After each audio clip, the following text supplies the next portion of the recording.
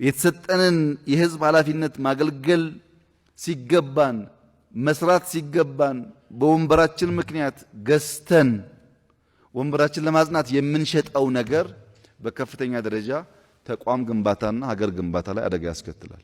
ለምሳሌ ኮራፕሽን አደገኛ ነገር ነው፣ ነቀርሳ ነው፣ ጥፋት ነው፣ መታረም አለበት ስንል ልክ ነው መታረም አለበት የሚል ድምጽ ከመጣ በኋላ አንደኛው ግሩፕ አሁን ነው ጊዜው እነንትናን መምቻ አሁን ነው፣ ስለዚህ በሶሻል ሚዲያ እነንትና ናቸው ሌቦች እያን የሆነ ግሩፕ ላይ ፎከስ እናደርጋለን ይላል። አንደኛው ግሩፕ ግድ የለም የትናንሹ አይደለም ትልልቁን ምናምን እያል ትልልቁን እየፈለግን እንደ ተቋም እናፈርሳቸዋለን ይላል። አንተስ ትተባበራለህ፣ ላይክ ታደርጋለህ።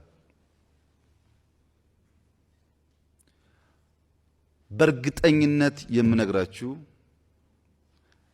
ብልጽግና ውስጥ ኢንስቲትዩሽናል ኮራፕሽን የለም።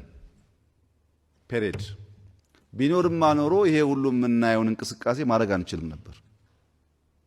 ሌብነት አለ? አዎ። ፒቲም ቢሆን መታረም አለበት? አዎ መታረም አለበት። ህዝብ ያስመራ ያስለቅሳል፣ አደገኛ ነገር ነው።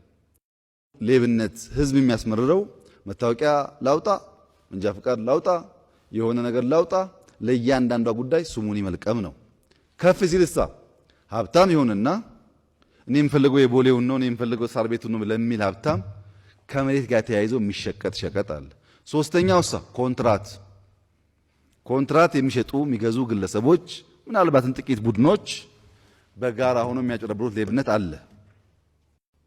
ይሄ የፖለቲካ ልሂቃን የቢዝነስ ልሂቅና የዓለም አቀፍ ልሂቅ ሚናቸውን አውቀን ምሁሩ በሚሸጥበት ልክ ዳሜጁን ቀንሰን ባለሀብቱ በተለይ ከፖለቲካ አመራሩ ተነጥሎ ፖለቲካ አመራሩ ሊብሬትድ ነፃ ሆኖ በባለሀብት ኪስ ውስጥ የማይገባ ሆኖ ካስቀመጥነውና የጀመርነው ሪፎርም ካስቀጠል